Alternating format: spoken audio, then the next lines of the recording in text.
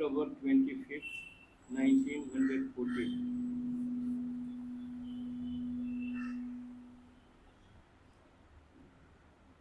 My aspiration to Thee, O Lord, has taken the form of a beautiful rose, harmonious, full in bloom, rich in fragrance. I stretch it out to Thee with both arms in a gesture of offering, and I ask of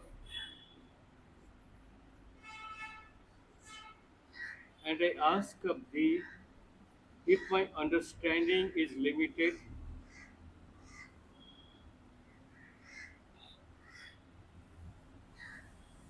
my aspiration to Thee, O Lord, has taken the form of a beautiful rose, harmonious, full in bloom, rich in fragrance. I stretch it out to Thee with both arms in a gesture of offering, and I ask of Thee, if my understanding is limited, widen it; if my knowledge is obscure, enlighten it; if my heart is empty of ardor, set it aflame; if my love is insignificant, make it intense; if my feelings are ignorant and egoistic, give them the full consciousness in the truth. And the I which demands this of Thee, O Lord, is not a little personality lost amidst thousands of others. It is the whole earth that aspires to Thee in a movement full of fervor. In the perfect silence of my contemplation, all widens into infinity, and in the perfect peace of that silence, Thou appearest in the resplendent glory of Thy light. Poetry Guruji. My aspiration to Thee, O Lord, has taken the form of a beautiful rose, harmonious, full in bloom, rich in fragrance. I stretch it out to Thee with both arms in a gesture of offering, and I ask of Thee, if my understanding is limited, widen it; if my knowledge is obscure, enlighten it; if my heart is empty of ardor, set it aflame; if my love is insignificant, make it intense; if my feelings are ignorant and egoistic, give them the full consciousness in the truth. And the I, which demands this of Thee, O Lord, is not a little personality lost amidst thousands of others. It is the whole earth that aspires to Thee in a movement full of fervor. In the perfect silence of my contemplation, all widens to infinity, and in the perfect peace of that silence, Thou appearest in the resplendent glory of Thy light.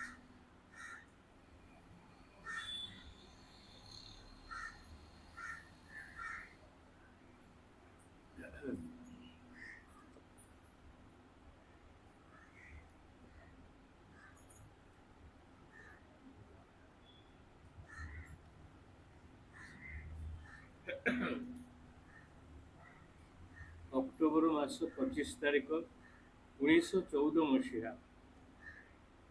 ହେ ଭଗବାନ, ତୋ ନିମନ୍ତେ ମୋର ଆସ୍ପୃହା ଗୋଟିଏ ସୁନ୍ଦର, ସୁସଙ୍ଗତ, ପୂର୍ଣ୍ଣ ପ୍ରସ୍ଫୁଟିତ ତଥା ସୁରଭିତ ଗୋଲାପର ରୂପ ଧାରଣ କରିଛି। ଏହାକୁ ମୁଁ ଦୁଇ ହାତରେ ଧରି ତୋତେ ଅର୍ପଣ କରୁଛି, ତୋ ପାଖରେ ପ୍ରାର୍ଥନା କରୁଛି, ଯଦି ମୋର ବୁଦ୍ଧି ସୀମାବଦ୍ଧ, ତାକୁ ପ୍ରସାରିତ କର; ଜ୍ଞାନ ଯଦି ମୋର ତମସାଚ୍ଛନ୍ନ, ତାକୁ ଆଲୋକିତ କର; ହୃଦୟ ଯଦି ମୋର ଉତ୍ସାହହୀନ, ତାକୁ ପ୍ରଜ୍ୱଳିତ କର; ପ୍ରେମ ଯଦି ମୋର ଅକିଞ୍ଚନ, ତାକୁ ତୀବ୍ର କର।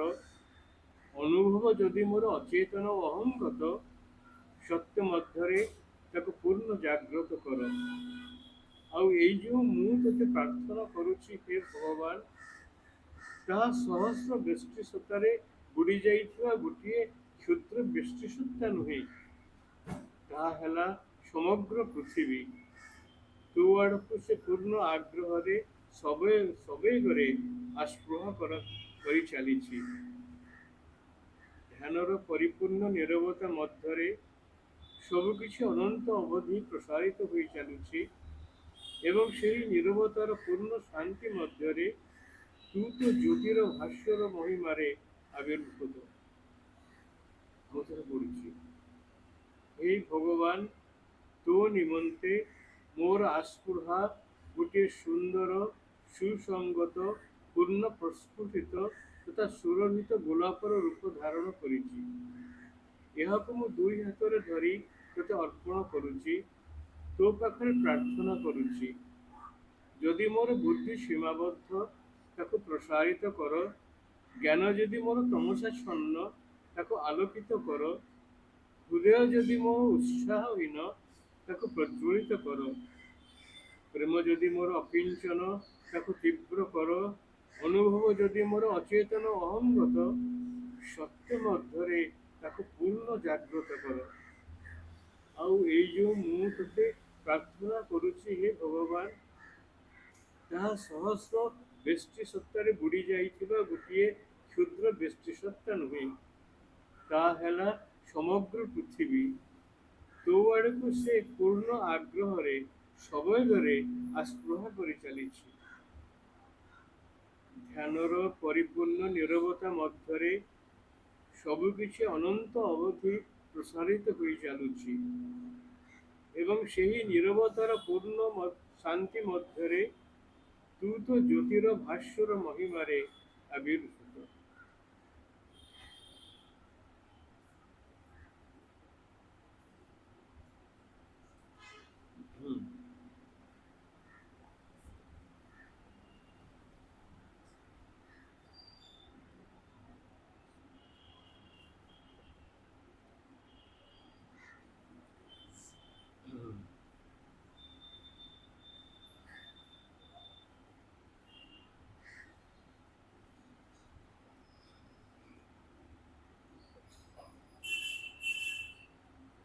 ଯଦି ତୁମେ ଦିବ୍ୟ କର୍ମର ଯଥାର୍ଥ କର୍ମୀ ହେବାକୁ ଚାହଁ, ତେବେ ତୁମର ଲକ୍ଷ୍ୟ ପ୍ରଥମେ ହେବ ସମସ୍ତ ବାସନାରୁ, ଆତ୍ମସର୍ବସ୍ୱ ଅହଙ୍କାରରୁ ନିଜକୁ ପୂର୍ଣ୍ଣ ରୂପେ ମୁକ୍ତ କରିବା। ତୁମର ସମସ୍ତ ଜୀବନ ହେବ ପରମେଶ୍ୱରଙ୍କ ଉଦ୍ଦେଶ୍ୟରେ ଏକ ନିବେଦନ ଓ ଆତ୍ମଦାନ। କର୍ମରେ ତୁମର ଏକମାତ୍ର ଲକ୍ଷ୍ୟ ହେବ ଭାଗବତୀ ଶକ୍ତିଙ୍କ ଲୀଳାରେ ତାଙ୍କର ସେବକ ହେବା, ତାଙ୍କୁ ଧାରଣ କରିବା, ସାର୍ଥକ କରିବା, ତାଙ୍କ ପ୍ରକାଶର ଯନ୍ତ୍ର ହେବା। ଭାଗବତ ଚେତନାରେ ତୁମକୁ ପୂର୍ଣ୍ଣତର ହୋଇ ଉଠିବାକୁ ହେବ, ଯେପରି ଶେଷରେ ତୁମର ଇଚ୍ଛା ଏବଂ ତାଙ୍କ ଇଚ୍ଛା ମଧ୍ୟରେ କୌଣସି ପାର୍ଥକ୍ୟ ନ ରହେ। ତାଙ୍କର ପ୍ରେରଣା ବ୍ୟତୀତ ଆଉ କୌଣସି ସଂକଳ୍ପ ତୁମ ମନ ମଧ୍ୟରେ ସ୍ଥାନ ନ ପାଏ। ତାଙ୍କର ସଜ୍ଞାନ କର୍ମ ବ୍ୟତୀତ ତୁମ ମଧ୍ୟରେ ଏବଂ ତୁମକୁ ଆଶ୍ରୟ କରି ଆଉ କୌଣସି କର୍ମ ଯେପରି ନ ହୁଏ। ଯେତେଦିନ ପର୍ଯ୍ୟନ୍ତ ତୁମେ ଏହି ସମ୍ପୂର୍ଣ୍ଣ ସକ୍ରିୟ ଏକତ୍ୱ ସ୍ଥାପନ କରି ନ ପାରିଛ, ସେତେଦିନ ପର୍ଯ୍ୟନ୍ତ ତୁମକୁ ମନେ କରିବାକୁ ହେବ ଯେ ତୁମେ ଦେହ ଆତ୍ମା ନେଇ ସୃଷ୍ଟ ହୋଇଛ ମାଙ୍କର ସେବା ନିମିତ୍ତ ଏବଂ ତୁମର ସମସ୍ତ କର୍ମ ହେବ ତାଙ୍କର ପ୍ରୀତ୍ୟର୍ଥେ। ପୃଥକ୍ କର୍ତ୍ତୃତ୍ୱ ବୋଧ ଯଦି ତୁମ ମଧ୍ୟରେ ପ୍ରବଳ ଥାଏ, ତୁମେ ଯଦି ଅନୁଭବ କର ଯେ ତୁମେ ସ୍ୱୟଂ କର୍ମ କରୁଛ, ତେବେ ବି ସେହି କର୍ମ କରିବ ତାଙ୍କରି ଉଦ୍ଦେଶ୍ୟରେ। ଅହଙ୍କାରର ନିଜ ଅଭିରୁଚି ଉପରେ ସମସ୍ତ ଝୁଙ୍କ୍, ବ୍ୟକ୍ତିଗତ ଯାବତୀୟ ଲାଭର ଲାଳସା, ଆତ୍ମସର୍ବସ୍ୱ ବାସନାର ସମସ୍ତ ପ୍ରତ୍ୟାଶା ସ୍ୱଭାବରୁ ମୂଳୋତ୍ପାଟିତ କରିବାକୁ ହେବ। ଫଳ ନିମିତ୍ତ କୌଣସି ଦାବି, ପୁରସ୍କାର ନିମିତ୍ତ କୌଣସି ଆକାଂକ୍ଷା କରିବ ନାହିଁ। एकमात्र तुमे जो फल चाहिब ता हेला माँ भगवतींकर तृप्ति, तांको कर्मर सिद्धि। तुमर एकमात्र पुरस्कार हेब भागवत चेतनारे शांति, शक्ति और आनंद मध्य अविराम प्रगति। सेवार आनंद, कर्म साहाय्य आंतरपुष्टिर आनंद, निरहंकार कर्मी पक्षरे यह ही यथेष्ट पुरस्कार। किंतु एपरी दिन आसीबो जेतेबेले तुमे क्रमशः अनुभव करि पारिबो जे तुमे कर्मी नुह यंत्र। कारण प्रथमत अन्योन्य निष्ठा बलरे मां को संगरे तुमर मिलन एपरी घनिष्ठ होई उठिबो जे तांकर आशु निर्देश प्रेरणा सकाशे केवल एकाग्र होई तांको हाथरे सर्वस्व अर्पण करिबाकु हेबो। कौन करिबाकु हेबो, कि उपाय करिबाकु हेबो ओ तार फल कौन हेबो ये समस्तर अभ्रांत इंगित मिलिबो। एहा परे तुमर उपलब्धि हेबो जे भागवती शक्ति केवल प्रेरणा दियंती नहीं,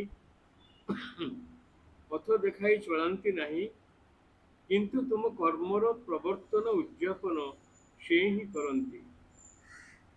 से ही तुमर समस्त गतिर उत्स, तुमर समस्त शक्ति तांकर, तुमर मन प्राण देह तांको क्रियार आनंदमय सचेतन यंत्र, तांको लीलार उपकरण, स्थूल जगतरे तांको प्रकाशर आधार। एही ऐक्य निर्भरता अपेक्षा आउ किछि अधिक आनंददायक अवस्था होई न पारे।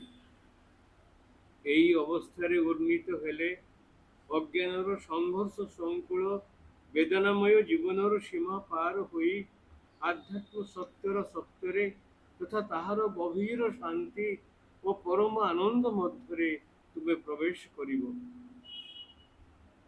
एही रूपांतर हेउथिबा समयरे तुमे विशेष रूपे अहंकारर समस्त विकृति दोषरु निजको मुक्त रखिबा उचित। तुमर आत्मदान और उत्सर्गर निर्मलता को कौनसी दाबी, कौनसी जिद जेपरी कलंकित न करे। कर्म बा कर्म फलरे कौनसी आसक्ति रखिबा नहीं। जो दिव्य शक्ति तुमको अधिकार करिबो ताकू तुमे अधिकार करिबाकू दाबी करिबो नहीं। यंत्र बोली गर्व करिबो नहीं। आत्मभरिता औद्धत्य को कौन स्थान देव नहीं। तुमर मन प्राण शरीर मध्यरे एपरी किछि को रहिबाकू देव नहीं जहाँ तुम भीतर जाई जो महती शक्ति राजी कार्य करुचंती सेमानकु कौनसी प्रकारे निज व्यवहार पाई विकृत करि पारे वा निजर व्यक्तिगत स्वतंत्र तृप्ति पाई अधिकार करि पारे। तुमर श्रद्धा, तुमर ऐकांतिकता, तुमर आस्थार शुद्धता जेपरी परम पराकाष्ठा प्राप्त हुए तहिरे तुम सत्तार सकल भूमि सकल स्तर को जेपरी परिपूर्ण करि रखे। ताहा हेले जो समस्त उपकरण विक्षोभ सृष्टि करे, जो सब प्रभाव विकृति को जन्म दिए, से सब क्रमशः तुम प्रकृति दूर हुई जीवो। एही सिद्धिर शेष अवस्था आसीबो जेतेबेले तुमे माँ भगवती संगरे संपूर्ण एकीभूत हेबो। जेतेबेले ए बोध तुमर रहिबो नाही जे तुमे एक भिन्न पृथक सत्ता, यंत्र, सेवक बा कर्मी। तुमे अनुभव करिबो जे प्रकृतरे ही तुमे मांकर संतान, तांकर चेतना शक्तिर सनातन अंश। सतत से तुम मध्यरे ଓ ତୁମେ ତାଙ୍କ ମଧ୍ୟରେ ତୁମର ସମସ୍ତ ଚିନ୍ତା, ସମସ୍ତ ଦୃଷ୍ଟି, ସମସ୍ତ କର୍ମ, ପ୍ରତି ନିଶ୍ୱାସ ପ୍ରଶ୍ୱାସ, ପ୍ରତ୍ୟେକ ଗତିବୃତ୍ତି ତାଙ୍କଠାରୁ ଆସିଛି, ସେ ସବୁ ତାଙ୍କରି। ଏହି ହେବ ତୁମର ସହଜ, ସ୍ୱାଭାବିକ ଓ ନିରବିଚ୍ଛିନ୍ନ ଉପଲବ୍ଧି। ତୁମେ ଜାଣିବ, ଦେଖିବ, ଅନୁଭବ କରିବ ଯେ ଜଗନ୍ମାତା ତୁମକୁ ଏକ ବିଶେଷ ବ୍ୟକ୍ତି ଓ ଶକ୍ତି ରୂପେ ତାଙ୍କର ନିଜ ସତ୍ତାରୁ ନିଜେ ହିଁ ଗଢ଼ିଛନ୍ତି, ଲୀଳା ନିମିତ୍ତ ବାହାରକୁ ପ୍ରକଟ କରି ଧରିଛନ୍ତି। ତେବେ ବି ସର୍ବଦା ହିଁ ତୁମେ ତାଙ୍କ ମଧ୍ୟରେ ନିରାପଦରେ ରହିଛ। ତାଙ୍କ ସତ୍ତାର ତୁମେ ସତ୍ତା, ତାଙ୍କରି ଚେତନାରୁ ତୁମେ ଚେତନା, ତାଙ୍କରି ଶକ୍ତିରୁ ତୁମେ ଶକ୍ତି, ତାଙ୍କରି ଆନନ୍ଦର ତୁମେ ଆନନ୍ଦ। ଯେତେବେଳେ ଏହି ଅବସ୍ଥା ତୁମ ମଧ୍ୟରେ ପୂର୍ଣ୍ଣାଙ୍ଗତା ପ୍ରାପ୍ତ ହେବ, ଯେତେବେଳେ ତାଙ୍କର ଅତିମାନସ ତେଜରାଜି ତୁମକୁ ଅବାଧରେ ପରିଚାଳିତ କରିପାରିବ, ସେତେବେଳେ ହେବ ଦିବ୍ୟ କର୍ମରେ ତୁମର ସର୍ବାଙ୍ଗ ସୁନ୍ଦର ସିଦ୍ଧି। ଜ୍ଞାନ, ସଂକଳ୍ପ, କର୍ମ ଏବଂ ଅଭ୍ରାନ୍ତ, ସରଳ, ଜ୍ୟୋତିର୍ମୟ, ସ୍ୱତଃସ୍ଫୁର୍ତ୍ତ, ନିର୍ଦ୍ଦୋଷ ପରମେଶ୍ୱରଙ୍କ ଠାରୁ ଉତ୍ସାରିତ ଏକ ପ୍ରବାହ, ଶାଶ୍ୱତଙ୍କର ଏକ ଦିବ୍ୟ ଗତି।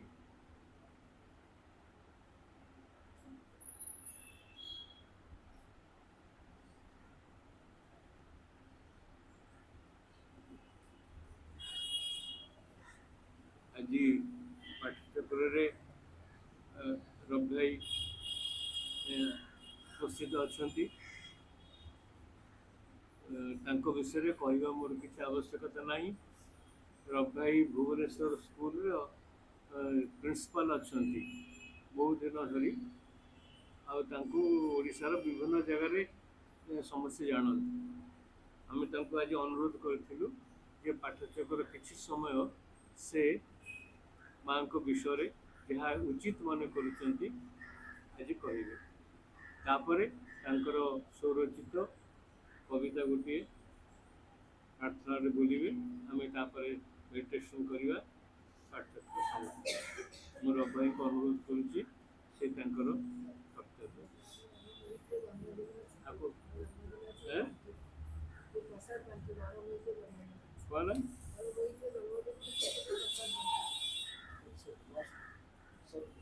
ନା କ'ଣ ଅର ମୋହିତ ବନ୍ ଫେଥ୍। ତମ ଜନ୍ମଦିନ ଆଜି ବଢ଼ିଆ ଦିନରେ ଆମେ ବଢ଼ିଆ କଥା ଶୁଣିବୁ ସବୁ। ତମର ପଡ଼ିବ? ଆଚ୍ଛା, ତାହେଲେ କେତେବେଳେ କ'ଣ କରିବ ସେଇଟା? ହଁ, ଫାର୍ଷ୍ଟ କ୍ଲାସ୍।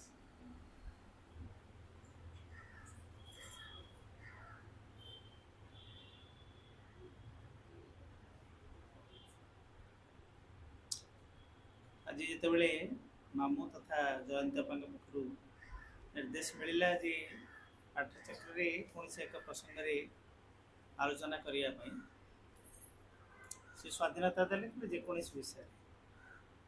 ମୁଁ କାଲି ଶବ୍ଦରୁ ଗୋଟେ ବହି ଆଣିଥିଲି, ଆଖି ପକାଉଥିଲି, ଭାବିଲି ସେଇଥିରେ ଯାହା ଯାହା ରହିଛି ସବୁ କିଛି ସେଇ ବିଷୟରେ, ଯଦିଓ ଆମେ ସେସବୁ ବିଭିନ୍ନ ଅବସରରେ ପଢ଼ୁଛୁ, ଆଲୋଚନା କରୁଛୁ, ଜାଣୁଛୁ, ତେବେ ସେସବୁର ପୁନରାଲୋଚନା ବି ଦରକାର।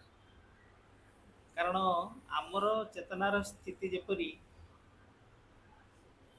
ଆମେ ଏପର୍ଯ୍ୟନ୍ତ ପୂର୍ଣ୍ଣତଃ ଅଜ୍ଞାନତାରୁ ମୁକ୍ତ ହେଇନାହୁଁ। ତେଣୁ ଗୋଟିଏ ବିଷୟରେ ଯେତେବେଳେ ଆମେ ପଢ଼ୁଛୁ ମାଙ୍କର ସ୍ୱରନ୍ଦଙ୍କର, ସେତେବେଳେ ଆମ ଭିତରେ ଗୋଟିଏ ଉନ୍ମିଳନ, ଗୋଟିଏ ଜାଗ୍ରତ ଭାବ ସୃଷ୍ଟି ହେଉଛି, କିନ୍ତୁ ପର ମୁହୂର୍ତ୍ତରେ ପୁଣି ସିଏ ଢାଙ୍କି ପଡ଼ୁଛି। ତେଣୁ ବାରମ୍ବାର ଏଇଥିରେ ଲାଗି ରହିବା, ପରସିଷ୍ଟେଣ୍ଟଲି, ସେଇଟା ହେଉଛି ବଡ଼ କଥା। ସାଧନାର ସେ ଏକ ବିଶେଷ ଅଙ୍ଗ, ପରସେଭରାନ୍ସ ଯାହାକୁ କୁହାଯାଏ, ଅଧ୍ୟବସାୟ। ହଉ ନାହିଁ, କିନ୍ତୁ ବାରମ୍ବାର ସେଥିରେ ଆମେ ଲାଗି ରହିବା। ମନେ ପଡ଼ୁଛି ରାମକୃଷ୍ଣ ପରମହଂସଙ୍କର ଗୋଟେ ଏଇ ଅଜ୍ଞାନତା ସମ୍ପର୍କରେ ଉଦାହରଣ, ଭାରି ସୁନ୍ଦର ଉଦାହରଣଟେ ଦିଅନ୍ତି ଯେ ଗାଁରେ ଯେତେବେଳେ ଗାଁ ପୋଖରୀରେ, ଦଳ ପୋଖରୀରେ ମଣିଷ, ଆମର ଅନୁଭବ ସବୁ ଥିବ, ଯେତେବେଳେ ବୁଡ଼ ପକାଇବାକୁ ଯାଉ ସେ ଦଳ ଗୁଡ଼ାକୁ ଆଡ଼େଇ ଦେଉ, ଆଡ଼େଇ ଦେଇକି ତାପରେ ବୁଡ଼ ପକଉ ପକଉ ପୁଣି ଆସିକି ଦଳ ହାଜର ହେଇଯାଇଥାଏ।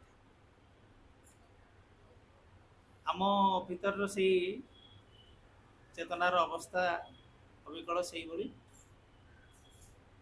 କିଛି ସମୟ ଏ ପାଠଚକ୍ର ଆଲୋଚନା ଆଧ୍ୟାତ୍ମ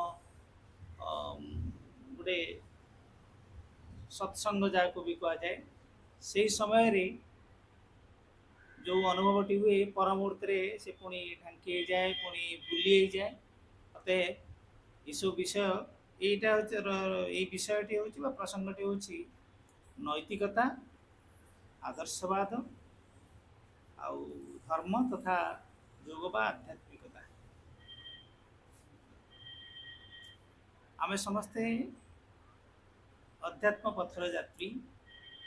ମା ଏବଂ ଶ୍ରୀ ଅରବିନ୍ଦଙ୍କର ଯେଉଁ ପୂର୍ଣ୍ଣାଙ୍ଗ ଯୋଗ ପ୍ରତି ଆମର ଆଗ୍ରହ ରହିଛି ଏବଂ ସେଇ ବାଟରେ ବି ମା ଆମକୁ ଆଣିଛନ୍ତି କୃପା କରି। କିନ୍ତୁ ତଥାପି ଏଇ ବାଟରେ ଯିବା ପାଇଁ ଆମର କିଛି ପ୍ରତିବନ୍ଧକ ସବୁ ଥାଏ, ବିଭିନ୍ନ ପ୍ରକାର ପ୍ରତିବନ୍ଧକ। ତା ଭିତରେ ଏଇ କଥା ଗୁଡ଼ିକ ମଧ୍ୟ ଆମକୁ ଯେତିକି ସାହାଯ୍ୟ କରେ, ନୈତିକତା, ଆଦର୍ଶବାଦ, ଧର୍ମ, ଏ ଯେତିକି ସହାୟତା ଏ ବାଟରେ କରିପାରେ, ସେତିକି ମଧ୍ୟ ପ୍ରତିବନ୍ଧକ ହେଇପାରେ। ଆଉ ଶ୍ରୀ ଅରବିନ୍ଦ କହିଛନ୍ତି ଏସବୁ ଆଧ୍ୟାତ୍ମିକତାକୁ ଛାଡ଼ି ଦେଇକି ଅନ୍ୟ ଗୁଡ଼ିକ ହେଉଛି ଦେ ଆର୍ ଦ ଫ୍ଲାୱାର୍ସ ଅଫ୍ ଦ ମାଇଣ୍ଡ। ମନର ଗୋଟିଏ ଗୋଟିଏ ଫୁଲ, ମନର ଗୋଟିଏ ଗୋଟିଏ ପ୍ରଚେଷ୍ଟା ଗୋଟେ ଉଚ୍ଚତର ଜୀବନ ଯାପନ କରିବା ପାଇଁ। ପ୍ରଥମତଃ ଆସୁଛି ନୈତିକତାର କଥା। ନୈତିକତାଟା ମଧ୍ୟ ଏ ମନ ସ୍ତରର। ମନ ହିଁ କିଛି ନୀତି ନିର୍ଦ୍ଧାରଣ କରିଥାଏ। ମନ କିଛି ଜୀବନକୁ ଶୃଙ୍ଖଳିତ କରିବା ପାଇଁ ସେ କିଛି ନୀତି ନିୟମ ବିଧି ଏସବୁ ଗଢ଼ିଥାଏ ଏବଂ ସେହି ଅନୁସାରେ ବ୍ୟକ୍ତି ତଥା ସମାଜର ଜୀବନକୁ ସେ ନିୟନ୍ତ୍ରିତ କରେ। ଯଦି ନୈତିକତା ନ ରହିବ ତେବେ ଜୀବନ ପୁରା ଉଚ୍ଛୃଙ୍ଖଳ ହେଇଯିବ, ଜୀବନ ଅନୈତିକ ବା ନୀତିହୀନ। ଅର୍ଥାତ୍ ଶ୍ରୀ ଅରବିନ୍ଦଙ୍କର ଏଇ ନୈତିକତା ସମ୍ପର୍କରେ ଯାହା ସବୁ ଅଛି, ମଝିରେ ମଝିରେ ତ ସବୁ ରହିଛି, ତାକୁ ଆଉ ଖୋଲିକି ଡେରି ହେବ ବୋଲି ମୁଁ ଗୋଟେ ଦିନ ମେସେଜ ତାକୁ ଟିପି ଆଣିଛି, ସେଇଟିକୁ ପଢ଼ିଦେବି ଏବଂ ଆଲୋଚନା ଆମେ କରିବା। ନୈତିକତା ସମ୍ପର୍କରେ ଶ୍ରୀ ଅରବିନ୍ଦ କହୁଛନ୍ତି ଯେ morality is a part of the ordinary life. ନୈତିକତା ହେଉଛି ଆମ ସାଧାରଣ ଜୀବନର ଗୋଟିଏ ଅଂଶ। ସାଧାରଣ ଜୀବନ ଆମେ କାହାକୁ କହୁଛୁ? ସେ ବୁଝେଇଛନ୍ତି ଯେ ସାଧାରଣ ଜୀବନ ହେଉଛି ଆମେ ଏଇ ଯେଉଁ ମନ ପ୍ରାଣ ଦେହକୁ ନେଇକି ଜୀବନ ଧାରଣ କରୁଛୁ। ବିଶେଷ ଭାବରେ ଏଗୁଡ଼ିକ ହେଉଛି ବର୍ତ୍ତମାନ ସୁଦ୍ଧା ଅଜ୍ଞାନତାର ଗୋଟେ ଗୋଟେ ଇନଷ୍ଟ୍ରୁମେଣ୍ଟ ହେଇକି ରହିଛନ୍ତି। ଅର୍ଥାତ୍ ଅଜ୍ଞାନତାର ପ୍ରଭାବରୁ ଏଇ ସତ୍ତା ଗୁଡ଼ିକ ଆମର ମୁକ୍ତ ନୁହେଁ। କେବଳ ଆମ ଭିତରେ ଆଉ ଏକ ଯେଉଁ ସୂକ୍ଷ୍ମାତି ସୂକ୍ଷ୍ମ ବା ଆମ ଅନ୍ତରର ଗଭୀରରେ ଯେ ରହିଛନ୍ତି ଚୈତ୍ୟ ସତ୍ତା, ସିଏ ଏ ଅଜ୍ଞାନତାର ମୁକ୍ତ, ସେ ପୂର୍ଣ୍ଣ ଜ୍ଞାନଯୁକ୍ତ। କିନ୍ତୁ ତାଙ୍କୁ ବି ଏମାନେ ପରିଚାଳିତ କରୁଛନ୍ତି ବା ଏଗୁଡ଼ିକ ଗୋଟେ ଗୋଟେ ଆବରଣ ଭଳି ତାକୁ ଢାଙ୍କିକି ରଖିଛନ୍ତି। ତେଣୁ ସାଧାରଣ ଜୀବନ ସ୍ତରରେ ଯେତେବେଳେ ଜଣେ ବଞ୍ଚୁଥାଏ, ସେତେବେଳେ ସେ ଅଜ୍ଞାନତାର ପ୍ରଭାବରେ ସବୁ କାର୍ଯ୍ୟ ଗୁଡ଼ା କରୁଥାଏ। ଯାହା ଯାହା କରୁଥାଏ, ଯାହା ଚିନ୍ତା କରୁଥାଏ ମନ ମାଧ୍ୟମରେ, ସେସବୁ ଅଜ୍ଞାନତାର ପ୍ରଭାବରେ, ଯାହା ତାର ପ୍ରାଣିକ ତାର ବିଭିନ୍ନ କାମନା, ବାସନା, ଲୋଭ, ଈର୍ଷା, ସ୍ୱାର୍ଥପରତା, ଏଗୁଡ଼ିକ ଅଧୀନରେ କାମ କରୁଥାଏ। ଅବଶ୍ୟ ଏଗୁଡ଼ିକ ହେଉଛି ତାର ନକାରାତ୍ମକ ଦିଗ। ପ୍ରତିଟି ସତ୍ତାର ଆମର ସକାରାତ୍ମକ ଦିଗ ମଧ୍ୟ ରହିଛି। प्राण आमको शक्ति दिए, उत्साह दिए, उद्दीपना दिए। प्राण निजी को पूर्णतः समर्पी दे पारे जदि से बुझीगला। जदि से बुझीगला तेबे सबकि से सर्वस्व तार अजाड़ी देवाक तार सकल शक्ति को ढाली देवाक प्राण चाहिए। किंतु साधारण भाव में जेहेतु प्राण सत्तार आमर अशुद्धि रही थाए से अशुद्धि को दूर करने हूँ आमर कर्तव्य। आउ से भाव में देह स्तर में भी आम जो जीवनटी बंचु था से नाना प्रकार रही है तामसिकता, जड़ता, आलस्य, परिवर्तन कातरता जो माँ बही उल्लेख कर सब कथा गुड़िक रही है। सबूर प्रभाव बा अधीनतार आम गोटे जीवन बंचु था। सेतिकी बेले विशेष भाव में नैतिकताटी मन को उपनिषद में कहुई देह प्राणर नेता हूँ मन। मन गोटे उच्चतर सत्ता। आमर तो विकासर विवर्तन धारा विकासर पर्यायर मन एक उच्चतर सत्ता जे कि आमर प्राण को आमर शरीर को सी नियंत्रित कर नियंत्रित करे। अनेक समय से भी हो पारे। अनेक समय मन भी प्राण द्वारा नियंत्रित हो जाए। मन भी बेले बेले देह सत्ता प्रभाव देह मन देह असुस्थ रही से मन को भी प्रभावित कर। मन देह को प्रभावित जमी करे देह सत्ता भी मन को भी प्रभावित करे। तेणु से बेले जो साधारण स्तर में आम जीवन टे बंचुचु ताकू किभली भाव में श्रृंखलित कर जाई पारिबो आउ टिके उच्चतर पर्याय को नहीं हबो व्यक्ति जीवन तथा सामूहिक जीवन से मन किछि मन जेहेतु चिंता करुच्ची उच्चतर सत्ता मंत्र विचार करें सी किसी नीति नियम सब निर्धारण करें। से विषय श्रीअरविंद कहते it is an attempt to govern the outward conduct by certain mental rules और to form the character by these rules in the image of certain mental idea. कारण मन कौन करिछि ना आमर ये जो बाह्य आचार व्यवहार आम जीवन ताकू नियंत्रित करने ताकू परिचालित करने गभर्न शासन करने मन किछि नीति से गुड़िक सब तैयारी करिथा बा अन्य कथारे कहले आम चरित्र को गठन करने मेंटल आइडिया तार इमेज मन गोटे चिंता करिथा जे एटा हेले भल जेहेतु मनर गोटे विचार सामर्थ्य रही सी ता धारा रे विचार करे जे एटा जदि हम ताले समाज श्रृंखलित हम आउ व्यक्तिर जीवन मध्य श्रृंखलित हम सी सुखरे शांति चली पार रही पार। तेणु मन तार विचार अनुसार किछि विधि प्रणयन करिଥାଏ एवं से अनुसार परिचालित करने को चेष्टा करे। The spiritual life goes beyond the mind. किंतु एक आध्यात्मिक जीवन जो जीवन को आम आस्पृहा करुचु जो जीवन आमर आग्रह रही सी किंतु ये मनर ऊर्ध्वर जिनिस। तेणु नीति नियम हूँ मन स्तर यही नीति नियम आवश्यकता रही गोटे पर्याय किंतु यही नीति नियम भी बाधक साजी पारे। मनुष्यर मन जो नियम गुड़िक करिଥାଏ से नियम गुड़िक अनेक समय रे हमको ये आध्यात्म पथरे जीवाई भी गोटे प्रतिबंधक सृष्टि करे बाट छाड़े नहीं अनेक समय। तेणु से बेले ताकू अतिक्रम न कले आध्यात्म जीवन में आम पहुँची पारिबा नहीं। मन नैतिकता माने कौन जो भल मंद पाप पुण्य शुभ अशुभ यही सब किसी विचार हो मन कर मनर दृष्टि यहाँ भल यहाँ मंद यहाँ सत्य यहाँ मिथ्या यहाँ पाप यहाँ पुण्य ये भाव में से भाग भाग करके देखे एवं तार विचार दृष्टि जे ये कामटा जदि कर जड़े पुण्य अर्जन कर सत्य कहले पुण्य अर्जन करिब मिथ्या कहले से पापरे भागी हब एमती विचार किछि थाए मन स्तर एवं सेतिक बेले आमे देखिबा जे अनेक आमे आलोचना जानूँ मनकर श्री अरविंदन कथा भी जे श्री अरविंद जितेबाला चंदननगर रु पंडिचेरी को आसिले सेतेबेले तांका ना पचरा जाइतिला से आ गोटे ना कहते से कहि परितांते श्री अरविंद घोष बोली किंतु आ गोटे ना कहते वर्तमान नैतिक मनटी आमर विचार कर बसिब मिछ केमती कहले सी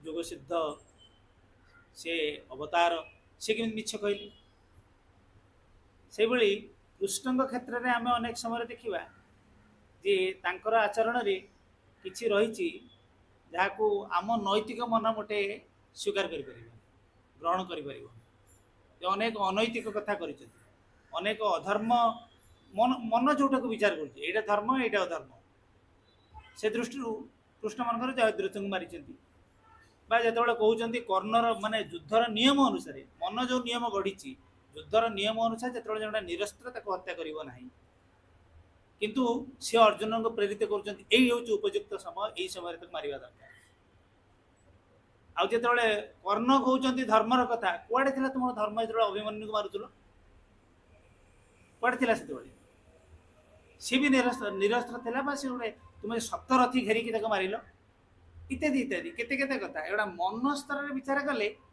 जे आमे भाविबा जे बोधे श्रीकृष्ण जी अवतार सी बोधे अनैतिक कार्य गुड़ा कर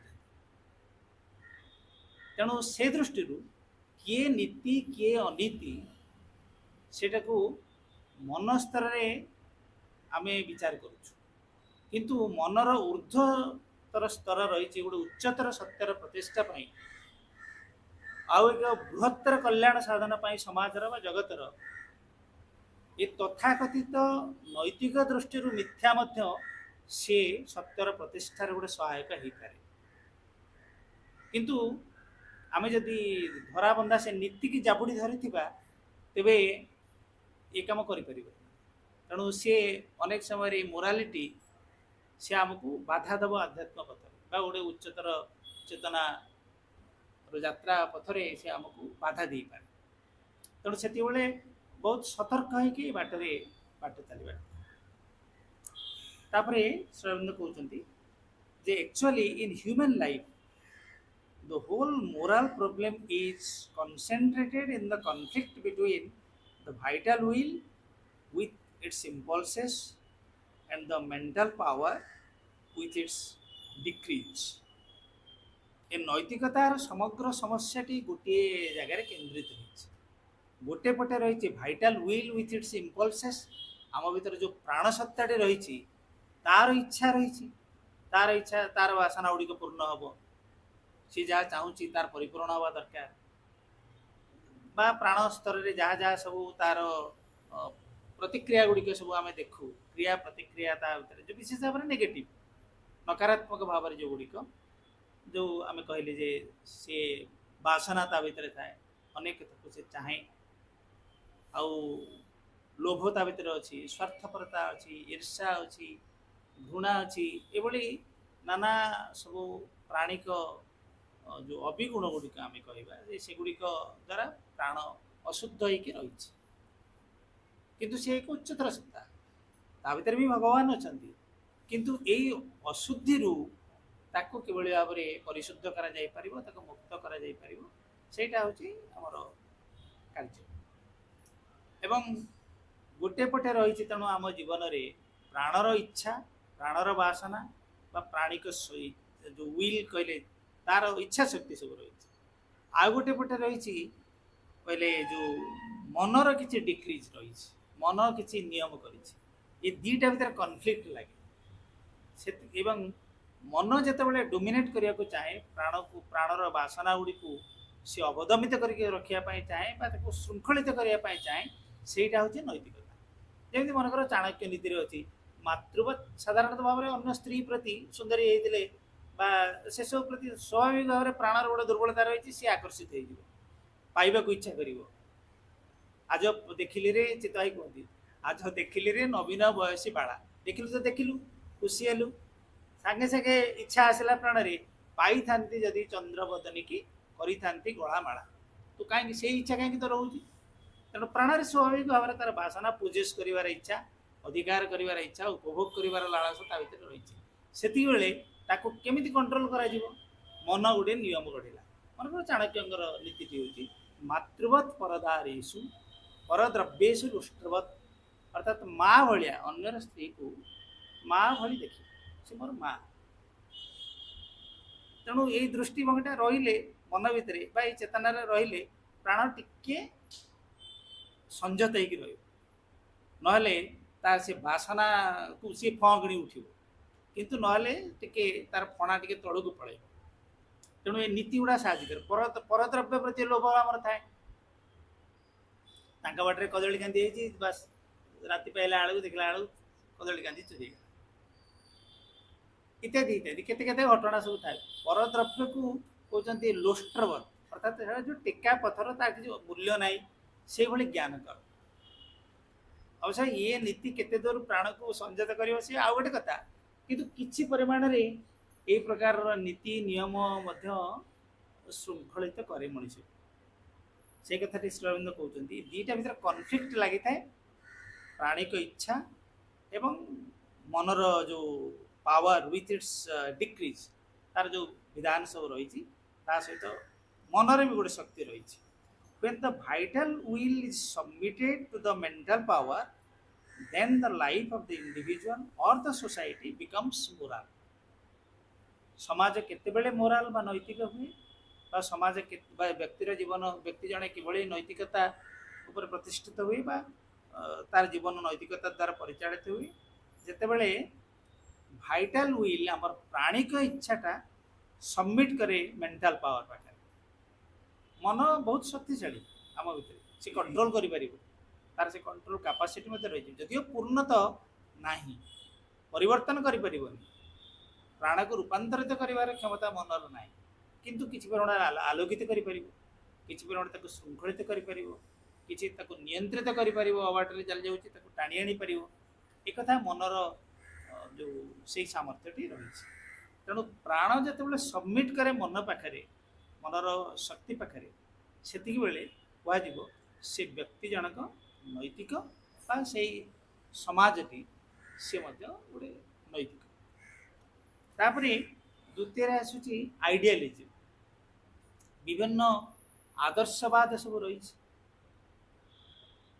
मनीष ये सेमती ये भी से मनर प्रसूत मन सृष्टि करिछि नैतिकता से मनर उच्चतर विभाव सृष्टि गोटे आइडियालिज्म से स्वप्न देखे कल्पना करे गोटे सुंदर जीवन उच्चतर जीवन सी गोटे आदर्श आगे सब था मनकर ता भर गोटे आदर्श विश्लेषण लेखार रही सर्विस टू ह्यूमैनिटी मनीष जातिर सेवा करवा मानव जातिर सेवा मांकर कुनी बहीटी भी अच्छी आम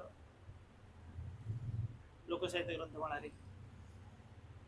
से मनीष समाजर सेवा को बहुत गुरुत्व दिया जाए मानव हितैषिता बा मानव कल्याण बहुत आध्यात्मवादी धर्म से सब कथा सब उल्लेख रही किंतु श्री अरविंद से सब को उत्साहित करना आम देखिए अनेक सब कहती सत्य सेवा संगठन से सब एक खरा दिन सब पानी रखुच्च केते कल्याण कल्याणमूलक कार्य करन्य सब संप्रदाय गुड़िक से बहुत किसी कर ये माने बड़े भारी निष्ठुर ये श्री अरविंद पाठ्यचक्र तरफ विशेष ये लोक कल्याणमूलक कार्य गुड़िक किंतु कहीं श्री अरविंद एक कि मना कर गुरुत्व देना से कहते असल कल्याण ये जलदान करके नुहे जलदान कर मना करना सी खरारे कि मनकर पानी ग्लासटे क्या दबा से अनुचित कार्य नुहे किंतु जदि आम भावुवा तारी मध्यम मुझे सब किसी करी यहीटा ही हूँ कहती सब जे मानवर सेवा हूँ माधवर सेवा ठीक कथाटी ठीक ता मर्म ठीक एसेंस ठीक किंतु अनेक समय आमर से स्तर को आम जापर ଏବଂ ଶ୍ରୀ ଅରବିନ୍ଦ ସେଇ ଦୃଷ୍ଟିରୁ କହୁଛନ୍ତି ଯେ ଯୋଉ ଆମେ କଲ୍ୟାଣ କଥା କହୁ, ଆମେ ପରିବାରର କଲ୍ୟାଣ ଚାହୁଁ, ସମାଜର କଲ୍ୟାଣ ଚାହୁଁ, ଦେଶର କଲ୍ୟାଣ ଚାହୁଁ। ଏବଂ ଶ୍ରୀ ଅରବିନ୍ଦ କହୁଛନ୍ତି ଯେ family, society, country are a larger ego, they are not the divine. ସେଗୁଡ଼ିକ ଭଗବାନ ନୁହନ୍ତି, ସେ ଲାର୍ଜର ଇଗୋର ବା ଗୋଟେ ବୃହତ୍ତର ଇଗୋ, ଗୋଟେ କଲେକ୍ଟିଭ ଇଗୋର ପରିପ୍ରକାଶ। କିନ୍ତୁ ଆଉ ଗୋଟେ ଦୃଷ୍ଟିରୁ ପୁଣି ଶ୍ରୀ ଅରବିନ୍ଦ ହିଁ କହିଛନ୍ତି ସେମାନେ ସବୁଠି ଭଗବାନ ଅଛନ୍ତି, କୋଉଠି ନାହାନ୍ତି ସେ, ସବୁଠି ସର୍ବତ୍ର ସେ ଅଛନ୍ତି। ଏ ମଣିଷ ସମାଜକୁ ବେଦରେ ଯେଉଁ ବର୍ଣ୍ଣନା କରାଯାଇଛି ଯେ ପୁରୁଷ ସୂକ୍ତରେ, ସେ ବିଶ୍ୱ ପୁରୁଷ ସେ ଏଇ ମଣିଷ ସମାଜରେ ପ୍ରକଟିତ ହେଇଛନ୍ତି। ପୁରୁଷ ସୂକ୍ତ ନାହିଁ କି ଯାହା ଆମେ ଜାଣିଥିବା, ସେଥିରେ ଯେ ବ୍ରାହ୍ମଣ ମାନେ ତାଙ୍କର ବ୍ରାହ୍ମଣସ୍ୟ ମୁଖମ ଆସୀତ୍ ବାହୁ ରାଜନ୍ୟ କୃତ ଇତ୍ୟାଦି, ତାଙ୍କ ବାହୁରୁ କିଏ ସେ ସୃଷ୍ଟି ହେଇଛନ୍ତି, ବ୍ରାହ୍ମଣ କୋଉଠୁ ସୃଷ୍ଟି ହେଇଛନ୍ତି, ଶୂଦ୍ର କିଏ ସେ, ଏଇ ଯେଉଁ ବିଭିନ୍ନ ବର୍ଣ୍ଣ ବ୍ୟବସ୍ଥା, ସେ ହେଉଛନ୍ତି ସେଇ ଭଗବାନ ବିଶ୍ୱ ପୁରୁଷଙ୍କର ଶରୀର। ତାଙ୍କର ସବୁ ଏଇ ସମଗ୍ର ମଣିଷ ସମାଜ ଭିତରେ ଦେଇକି ସେ ପ୍ରକଟିତ ହେଇଛନ୍ତି।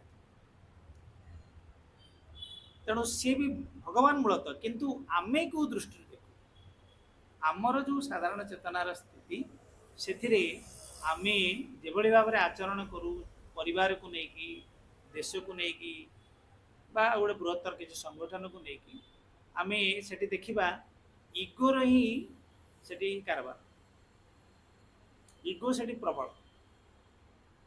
ଆଉ ଗୋଟେ ଦେଶର ଯେଉଁ କଲେକ୍ଟିଭ ଇଗୋ, ସେ ଅନ୍ୟ ଦେଶକୁ କାହିଁକି ଅଧିକାର କରୁଛି ବା ଅନ୍ୟ ଦେଶ ଉପରେ ତାର ପ୍ରତିପତ୍ତି ବିସ୍ତାର କରିବାକୁ ଚାହୁଁଛି କାହିଁକି, ଆମେ ଦେଖିବା ବିଶ୍ଳେଷଣ କରିକି ଯେ ଏଗୁଡ଼ିକ ପଛରେ ଗୋଟେ ବୃହତ୍ତର ଇଗୋ କାମ କରୁଛି। ସମସ୍ତଙ୍କର ଏଇ କୁନି କୁନି ଇଗୋ ମିଶିକି ଗୋଟେ ବଡ଼ ଇଗୋ, କଲେକ୍ଟିଭ ଇଗୋ, ସାମୂହିକ ଅହଙ୍କାର। ଏବଂ ସେ ଦୃଷ୍ଟିରୁ ତା ଭିତରରେ ଥିବା ଭଗବାନ ଆମକୁ ଦେଖାଯାଆନ୍ତିନି, କେବେ ବି ଦେଖାଯାଆନ୍ତିନି। ଆମେ ବାହାରଟାକୁ ଦେଖୁ, ଇଗୋ କେବଳ ବାହାରଟାକୁ ଦେଖୁଥାଏ, ବାହ୍ୟ ସ୍ତରରେ ତାର କାରବାର। ସିଏ ଭିତରେ ଯେ ଭଗବାନ ଅଛନ୍ତି ସେ କଥାକୁ ଇଗୋ ଦେଖିପାରେନି ବା ଇଗୋର ଦୃଷ୍ଟିରେ ସେ କଥା ଧରା ଦିଏ। ତେଣୁ ସେ ଦୃଷ୍ଟିରୁ ଯେଉଁ ବିଭିନ୍ନ ଆଦର୍ଶର କଥା ଶ୍ରୀ ଅରବିନ୍ଦ ଉଲ୍ଲେଖ କରିଛନ୍ତି ତାଙ୍କ ଏଇଥିରେ, ଯେ ସର୍ଭିସ୍ ଟୁ ହ୍ୟୁମାନିଟି ବିଶେଷ ଭାବରେ କହୁଛନ୍ତି ଗୋଟେ ଆଦର୍ଶ ପ୍ରେମ ନର ନାରୀ ମାନଙ୍କ ଭିତରେ ବା ପୁରୁଷ ସ୍ତ୍ରୀ ମଧ୍ୟରେ ଗୋଟେ ଆଦର୍ଶ ପ୍ରେମ, ପ୍ଲାଟୋନିକ୍ ଲଭ୍ ବି ସମ୍ଭବ ହେଇପାରିବ, ତାକୁ ବହୁତ ଗୁରୁତ୍ୱ ଦିଆଯାଏ। ଆଉ ସେଇଭଳି ଭାବରେ ପିତାମାତାଙ୍କ ପ୍ରତି ପ୍ରେମ, ଭ୍ରାତୃପ୍ରେମ, ଦେଶ ପ୍ରେମ ଇତ୍ୟାଦି ଇତ୍ୟାଦି ବିଭିନ୍ନ ଯେଉଁ ରହିଛି। ଏବଂ ସେଗୁଡ଼ିକର କଲ୍ୟାଣ ସାଧନ କରିବା, ସବୁବେଳେ ପ୍ରେମ ମାନେ ନିଜକୁ ଦେଇଦେବା, କାହାର କଲ୍ୟାଣ କରିବା, ତାକୁ ବହୁତ ଯେଉଁ ଉଚ୍ଚ ସ୍ଥାନ ଦିଆଯାଏ, ଶ୍ରୀ ଅରବିନ୍ଦ ତାକୁ କିନ୍ତୁ ନିରୁତ୍ସାହିତ କରିଛନ୍ତି। ଏହି କାରଣରୁ ତାଙ୍କର ସେ ଅନ୍ୟ ବାଣୀଟି ହେଲା ଦ ଗ୍ରେଟେଷ୍ଟ ସର୍ଭିସ୍ ଟୁ ହ୍ୟୁମାନିଟି।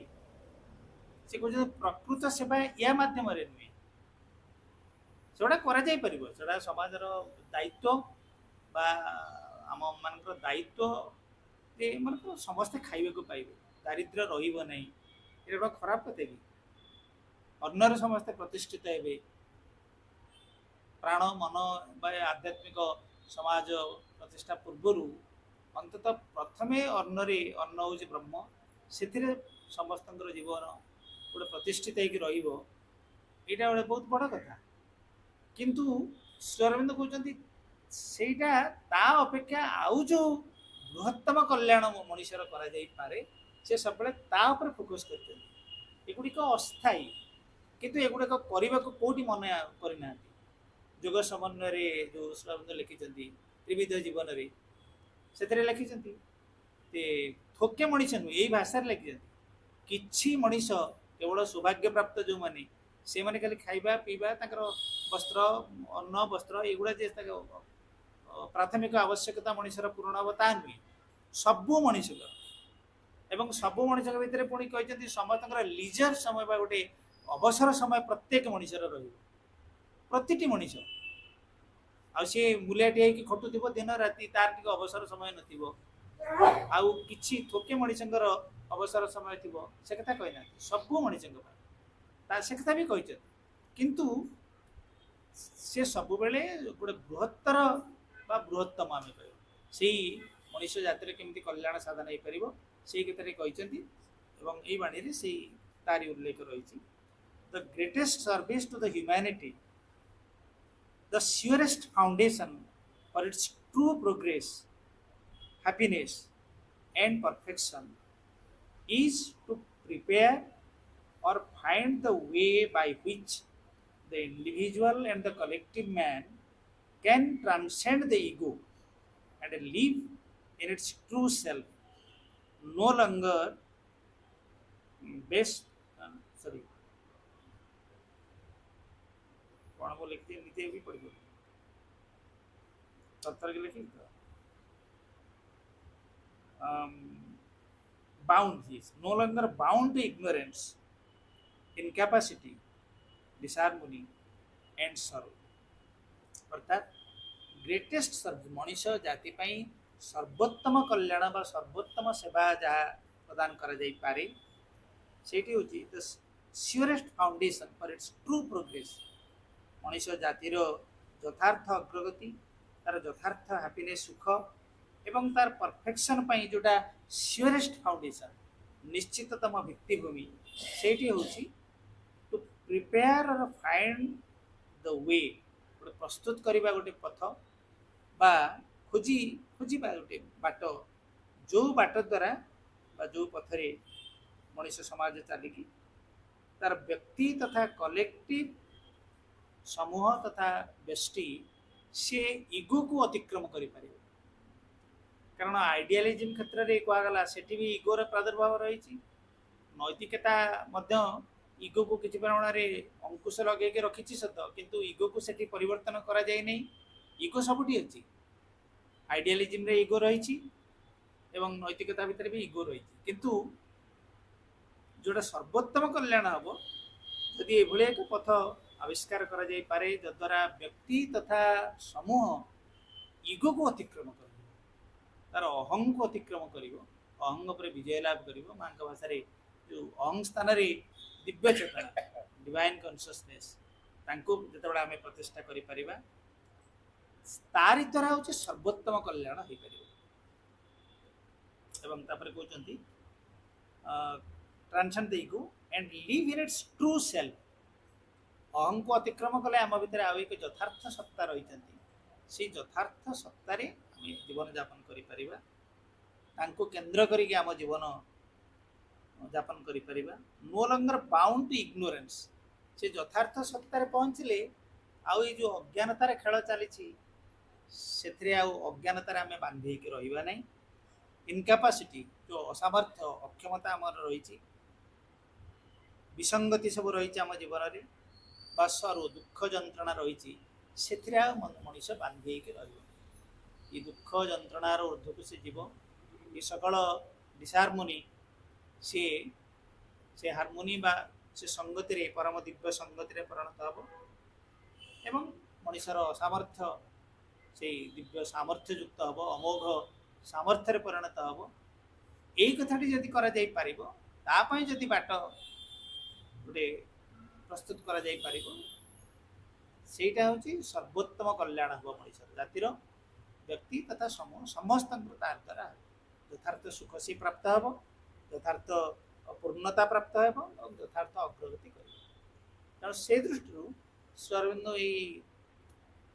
जो मानसिक आदर्श किसी रही से आदर्श कथा भी कहते किंतु सेठी मोटे अटकी नजापी से सब नैतिकता कथा भी माँ को पचराई आम कौन नैतिकता को छाड़देवा माँ जो आध्यात्मिक जीवन यापन करने चाहूँ माँ कहले जिते बड़े कौन तुम चेतना प्रस्तुत हम नैतिकता प्रथम दरकार ना भगवान ना मु आध्यात्मिक जीवन तो तेणु आ नैतिकता मो बंधा नुहे कहीकि जावतीय अनैतिक कार्य मनुष्य करें भगवान ना तेणु प्रत्येकर सब आवश्यकता रही शेष को रहा समय धर्मर जीवन धर्म मध्य सेमती गोटे माँ कहते ता पश्चात रही है एक आध्यात्मिक प्रेरणा मूलतः किंतु परवर्ती पर्याय धर्म कौन है बाट କାହା ଯୋଗୁଁ ନା ବିଶେଷ ଭାବରେ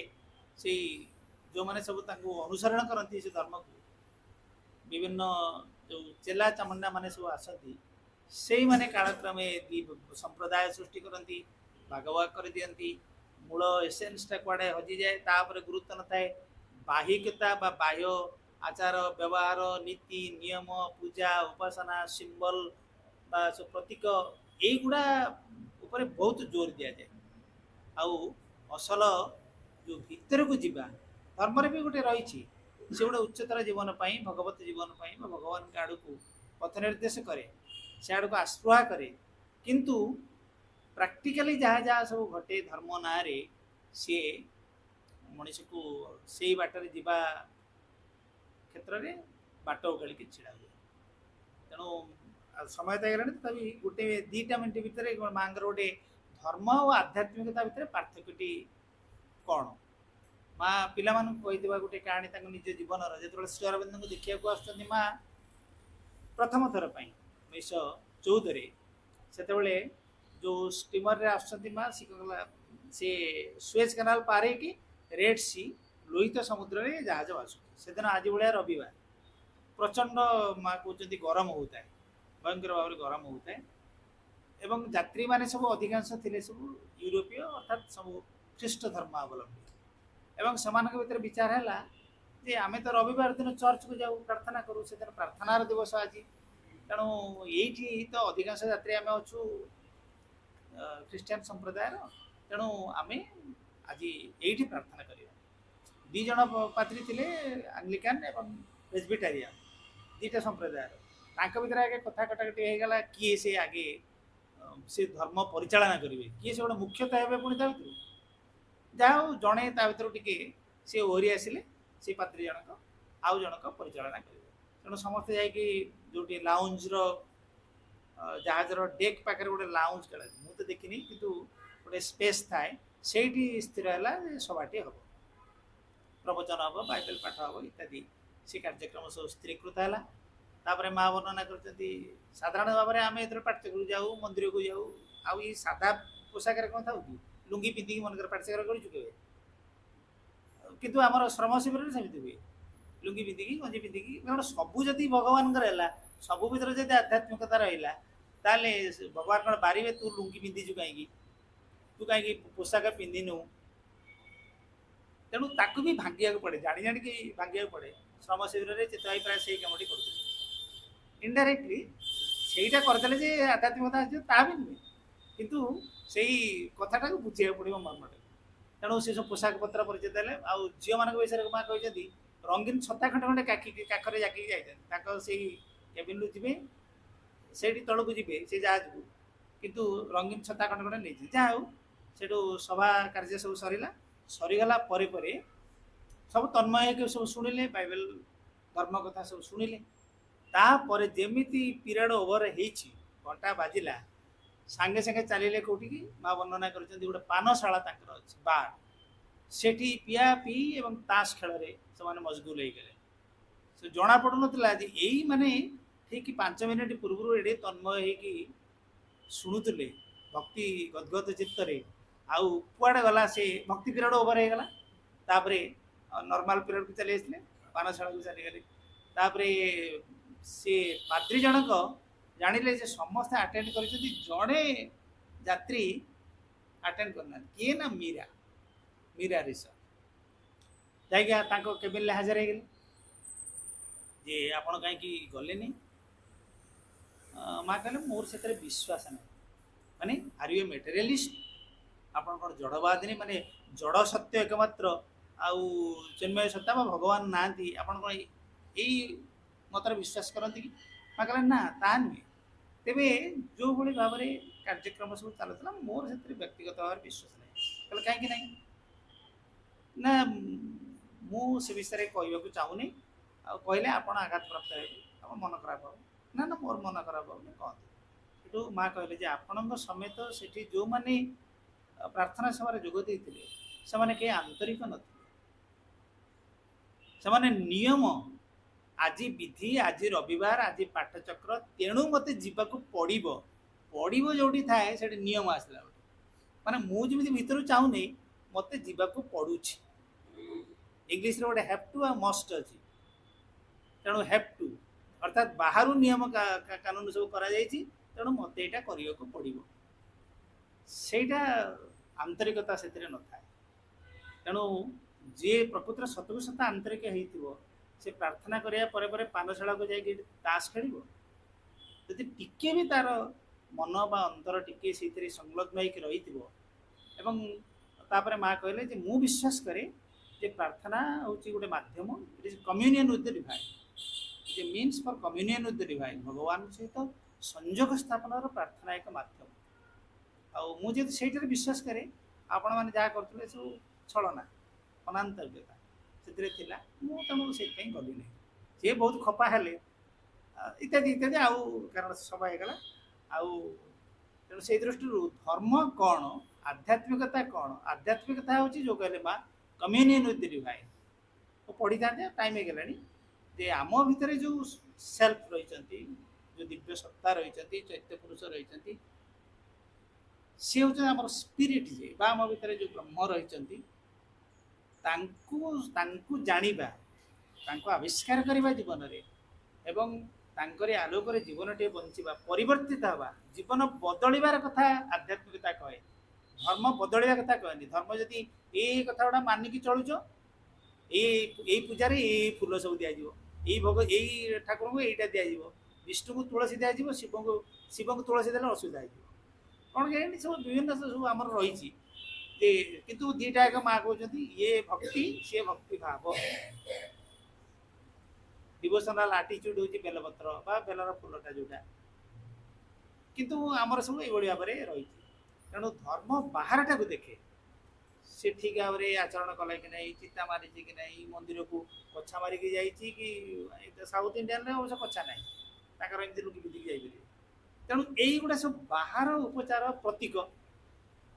ମାଙ୍କ ସିମ୍ବଲ ମୁଦି ଗୋଟେ ଲଗେଇଛି ମୁଁ, ଯଦି ତା ଭିତରଟାକୁ ଭେଦ କରିପାରୁଛି, ସିମ୍ବଲ ପଶ୍ଚାତରେ ଯୋଉ ସତ୍ୟ ରହିଛି, ଯୋଉ ଶକ୍ତି ରହିଛି, ତାକୁ ଯଦି ମୁଁ ଛୁଇଁ ପାରୁଛି, ତାହେଲେ ଇଟ୍ ଇଜ୍ ଓକେ। ନହେଲେ ଏମିତି ମୁଦି ଥିବ, ଲକେଟ୍ ଥିବ, ଶାଢ଼ୀ ଥିବ, ମାଙ୍କ ସିମ୍ବଲିଆ ଶାଢ଼ୀ, ବିଶେଷ କିଛି ଅଗ୍ରଗତି ହବ ନାହିଁ। ତେଣୁ ସବୁବେଳେ ସେ ଭିତରେ, ସେଇଟା ହେଉଛି ସ୍ପିରିଚୁଆଲିଟି। ନହେଲେ ଏଇ ଯୋଉ ପ୍ରତୀକ ଭିତରେ ଅଟକି ଯିବା, ଏଇଟା ହେଉଛି ଧାର୍ମିକତା। ତାକୁ ସେମାନେ କହୁଛନ୍ତି ରିଲିଜିଓସିଟି ବା ରିଲିଜିଅନିଜିମ୍, ଏଗୁଡ଼ିକ ସବୁ।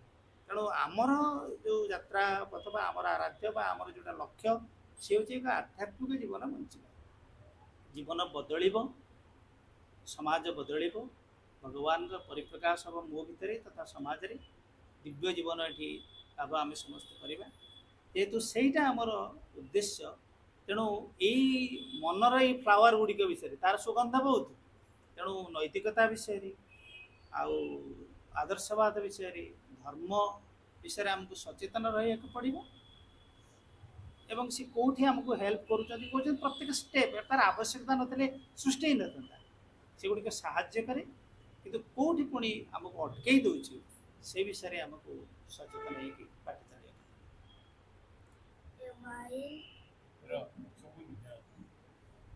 A while with the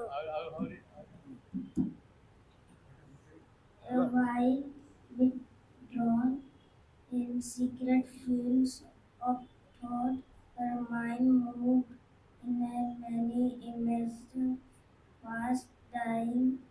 It lived imperceptibly in her, transient and vanishing from transient eyes, invisible, a faithful ghost of self. It bore the future on its phantom beast. Along the fleeting events for the their trail, regressed the stream of the ins- insistent hours, and on the bank of the mysterious flood, people with their love for now seen no more, and the subtle images of things that were her witness spirit stood reviewing time. All that she once had hoped and dreamed and been flew past her eagle winged through memory's skies. As in many hued flaming in a drum. Her life's broad highways and its sweet bypaths led mapped to her sun clear recording view. Fro- From the bright country of her childhood's days and the blue mountains of her soaring youth and the paradise groves and peacock wings of love. To joy clutched under the silent shadow of doom. In a last turn where heaven wrestled with hell, 12 passionate, passionate, passionate mouths lived in a day of wrath, and absolute supernatural darkness falls on absolute or on man sometimes when he draws near to God. An hour arrives when fail all nature's means, forced out from the protecting ignorance and flat back on his naked primal need. He at length must cast from him his surface soul and be the underworld entirely, entirely within.